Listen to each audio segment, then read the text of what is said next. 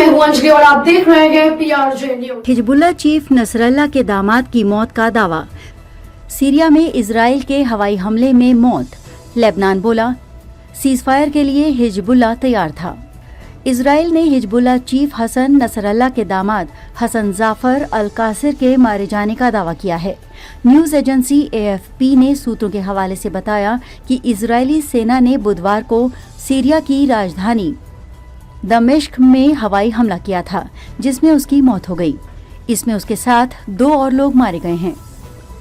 Israel ने 27 सितंबर को राजधानी बेरूत में हिजबुल्लाह के हेडक्वार्टर पर 80 टन बम से हमला किया था।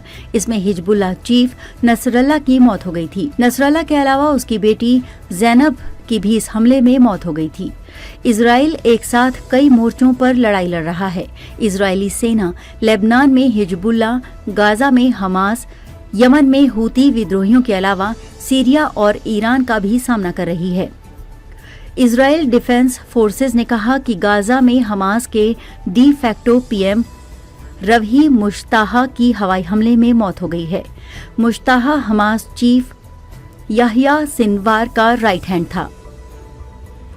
उसकी मौत करीब 3 महीने पहले हो गई थी, लेकिन अब पुष्टि होने के बाद IDF और शिनबेत ने इसका खुलासा किया है।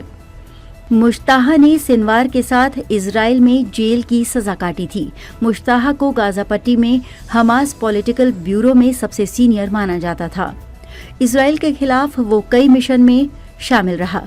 IDF ने बताया कि हमास के पॉलिटिकल ब्यूरो और सिक्योरिटी विभाग संभालने वाले समय अल सिराज और हमास कमांडर सभी औहदे भी मारे गए। हिजबुल्लाह ने दावा किया है कि उसने दक्षिणी लेबनान के रास्ते इजराइल आर्मी की देश में घुसने की एक कोशिश को नाकाम कर दिया है। हिजबुल्लाह ने कहा कि इसके लिए उसने कई बम दागे। संगठन ने बताया कि इजराइल फातिमा गेट के जरिए लेबनान में घुसने की कोशिश कर रहा था। फातिमा गेट इजराइल और लेबनान की सीमा पर मौजूद मेतुला गांव की एक लोकेशन है। हालांकि इजरायली सेना की तरफ से अब तक कोई बयान नहीं दिया गया है।